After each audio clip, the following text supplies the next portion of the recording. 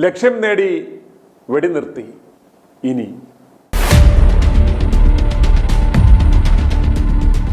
12 ദിവസം നിന്ന യുദ്ധസമാനമായ Iran Israel സംഘർഷം അയയുന്നു. കഴിഞ്ഞ ദിവസം ഖത്തറിലെ അമേരിക്കൻ ബേസിലേക്ക് ഇറാൻ മിസൈൽ തൊടുത്തുവിട്ടതോടെ ഗൾഫ് മേഖലകൾ കൂടി യുദ്ധത്തിലേക്ക് വലിച്ചിഴക്കപ്പെടുമോ എന്ന് ആശങ്കപ്പെട്ടിരുന്നു. എന്തായാലും ആ വലിയ സംഘർഷമാണ് ഇപ്പോൾ അയയുന്ന ലക്ഷണങ്ങൾ കാണുന്നത്. യുദ്ധപ്രിയന്മാരല്ലാത്ത സമാധാനകാംക്ഷികളായ ലോകമെമ്പാടുമുള്ള കോടിക്കണക്കിന് മനുഷ്യർക്ക് ഇത് ആശ്വാസം പകരുന്നു. ഗാസയിലേക്ക് കൂടി സമാധാനത്തിൻ്റെ അന്തരീക്ഷം നീളുമോ എന്നാണ് ഇനി ലോകം ഉറ്റുനോക്കുന്നത്. വെടിനിർത്തലുമായി ബന്ധപ്പെട്ട വിശദമായ വാർത്തയിലേക്ക്. ഇസ്രായേലും ഇറാനും തമ്മിലുള്ള വെടിനിർത്തൽ പ്രാബല്യത്തിൽ വന്നതായി US പ്രസിഡന്റ് ഡൊണാൾഡ് ട്രംപ്.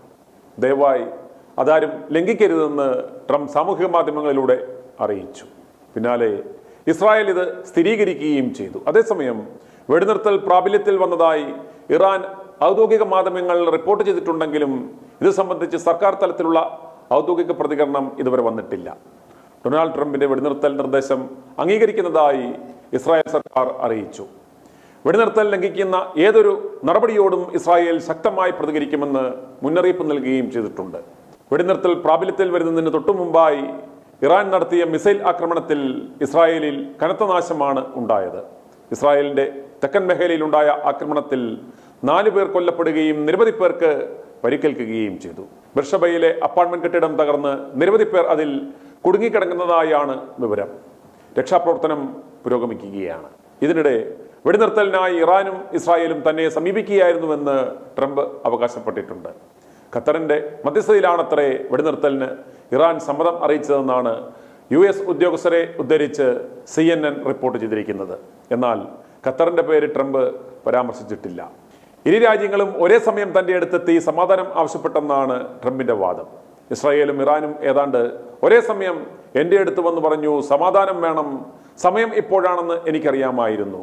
ലോകവും പശ്ചിമേഷ്യയുമാണ് യഥാർത്ഥ വിജയികൾ. 2 രാജ്യങ്ങളുടെയും ഭാവിയിൽ വലിയ സ്നേഹവും സമാധാനവും സമൃദ്ധിയും ഉണ്ടാകും. അവർക്ക് നേടുവാൻ ഒരുപാടുണ്ട്. എന്നാൽ നീതിയുടെയും സത്യത്തിൻ്റെയും പാതയിൽ നിന്ന് വ്യതിചലിച്ചാൽ നഷ്ടപ്പെടാനും ഒരുപാടുണ്ട്.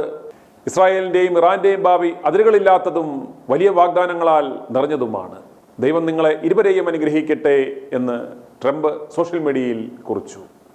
ആണവ കേന്ദ്രങ്ങളിൽ US നടത്തിയ ആക്രമണത്തിന് തിരിച്ചടിയായി ഇറാൻ കഴിഞ്ഞ ദിവസം ഖത്തറിലെ US താവളത്തിന് നേരെ മിസൈൽ ആക്രമണം നടത്തിയിരുന്നു.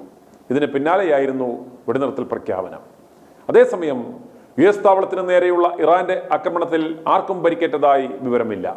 ദുർബലമായ പ്രത്യാക്രമണം ഇതിനെ വിശേഷിപ്പിച്ച ട്രംപ് മുൻകൂട്ടി അറിയിച്ചതിന് നന്ദിയെന്നും പറഞ്ഞ് ഇറാനെ പരിഹസിച്ചിരുന്നു. US-ഉമായുള്ള ഏറ്റുമുട്ടലിന് ഇറാൻ ആഗ്രഹിക്കുന്നില്ലെന്നും പ്രതീകാത്മക തിരിച്ചടിയായിട്ടാണ് ഖത്തറിലെ US വ്യോമതാവളത്തിന് നേരെ നടന്ന ആക്രമണമെന്നുമാണ് നയതന്ത്രജ്ഞർ വിലയിരുത്തുന്നത്. 12 ദിവസത്തെ യുദ്ധത്തിൽ ഇസ്രായേലിന്റെ ലക്ഷ്യം നേടിയതായി തിങ്കളാഴ്ച രാത്രി തന്നെ സുരക്ഷാ ക്യാബിനറ്റിനെ നെതന്യാഹു വിവരമറിയിച്ചിരുന്നു. ഇറാന്റെ ആണവ ബാലിസ്റ്റിക് മിസൈൽ പദ്ധതികളുടെ ഭീഷണി ഇല്ലാതാക്കിയെന്നും സൈനിക നേതൃത്വ നിരയ്ക്ക് കാര്യമായ നാശനഷ്ടമുണ്ടാക്കിയെന്നും സർക്കാരിന്റെ നിരവധി സ്ഥാപനങ്ങൾക്ക് കേടുപാട് വരുത്തിയെന്നും മന്ത്രിസഭയെ നെതന്യാഹു അറിയിച്ചു. മാത്രമല്ല ടെഹ്റാന്റെ ആകാശത്ത് മേധാവിത്വം നേടിയെന്നും നെതന്യാഹു സുരക്ഷാ ക്യാബിനറ്റിനെ അറിയിച്ചു. US-ന്റെ ആക്രമണത്തെ തുടർന്ന് അടിസ്ഥാന സൗകര്യങ്ങൾക്കുൾപ്പെടെ കേടുപാട് പറ്റിയതിനാൽ ആണവായുധങ്ങൾ നിർമ്മിക്കുവാൻ ഇറാന് ഇനി ശേഷിയുണ്ടാകില്ലെന്ന് US സൈനിക വൃത്തങ്ങൾ പ്രതികരിച്ചു.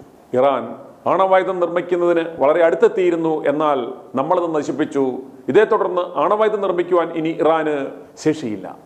US മാധ്യമമായ ഫോക്സ് ന്യൂസിനോട് വൈസ് പ്രസിഡന്റ് JD വാൻസ് പറഞ്ഞതാണ് ഇപ്രകാരം. ഇസ്രായേലും ഇറാനും സമ്പൂർണ്ണ വെടിനിർത്തലിന് സമ്മതിച്ചുവെന്ന് US പ്രസിഡന്റ് ഡൊണാൾഡ് ട്രംപ് പ്രഖ്യാപിച്ചതിന് പിന്നാലെയാണ് വാൻസിന്റെ ഈ പരാമർശം. ഭാവിയിൽ ആണവശേഷി പുനർനിർമ്മിക്കുന്നതിൽ നിന്ന് ഇറാനെ തടയുമെന്നും വാൻസ് പറഞ്ഞു. ഇസ്രായേൽ ഒരു പ്രധാനപ്പെട്ട സൈനിക ലക്ഷ്യം നേടിയെടുത്തു. ഇറാന്റെ ആണവ പരിപാടി നശിപ്പിക്കുവാൻ അവർ ഞങ്ങളെ സഹായിച്ചു. ഇസ്രായേലിന് ഭീഷണിയായ ഇറാന്റെ മിസൈൽ ശേഷിയെയും അവർ നശിപ്പിച്ചു. ഇറാനെ സംബന്ധിച്ച് സമാധാനത്തിന്റെ പാത യഥാർത്ഥത്തിൽ പിന്തുടരുവാൻ ഇനി സാധിക്കും. ഇന്നലെ ഞാൻ പറഞ്ഞതുപോലെ ഭീകര സംഘടനകളെ പിന്തുണയ്ക്കുന്നതിലൂടെയും ഇപ്പോൾ പരാജയപ്പെട്ട അണുവായുധ നിർമ്മാണത്തിലൂടെയും യുദ്ധത്തിൽ മികച്ചവരല്ലെന്ന് തെളിയിക്കുകയാണ് ഇറാൻ എന്ന് JD വാൻസ് പറഞ്ഞു. പ്രസിഡന്റ് ട്രംപ് ശരിക്കും റീസെറ്റ് ബട്ടൺ അമർത്തിയെന്ന് ഞാൻ വിശ്വസിക്കുന്നു. മേഖലയിൽ ദീർഘകാല സമാധാനം ഉണ്ടാവട്ടെ, അതാണ് അദ്ദേഹത്തിൻ്റെ ലക്ഷ്യം. ഇപ്പോൾ തിരിഞ്ഞു നോക്കുമ്പോൾ ഈ 12 ദിവസം എന്നത് മേഖലയുടെ ഒരു റീസെറ്റ് മൊമെന്റ് ആണെന്ന് പറയേണ്ടി വരും, വാൻസ് കൂട്ടിച്ചേർത്തു. എന്തായാലും ഇറാൻ ഇസ്രായേൽ സംഘർഷം അവസാനിക്കുന്നതോടെ മിഡിൽ ഈസ്റ്റ് മേഖലയിൽ ഉണ്ടായത് വലിയ ആശ്വാസമാണ്. അറബ് രാഷ്ട്ര നേതാക്കളുടെ നിരന്തര ശ്രമങ്ങളും കൂടിയാണ് ഇപ്പോൾ വെടിനിർത്തലിലേക്ക് നയിച്ചത് എന്നത് വ്യക്തമാണ്.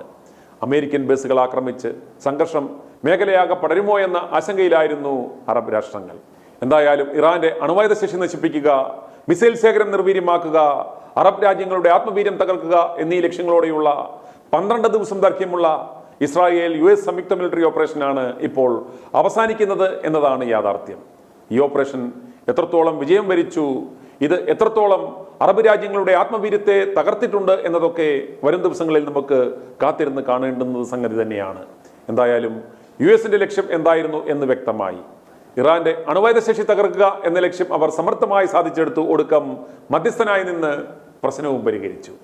അവസാനമായി ഒരു പ്രധാനപ്പെട്ട കാര്യം ഞാൻ പറയാൻ വിട്ടുപോയി. നമ്മുടെ സഖാവ് MA ബേബി ഇനി എന്തായിരിക്കും ഈ വിഷയത്തിൽ അഭിപ്രായം പറയുന്നതെന്ന ആശങ്കയിലാണ് Donald Trump. i2i News, an eye for truth.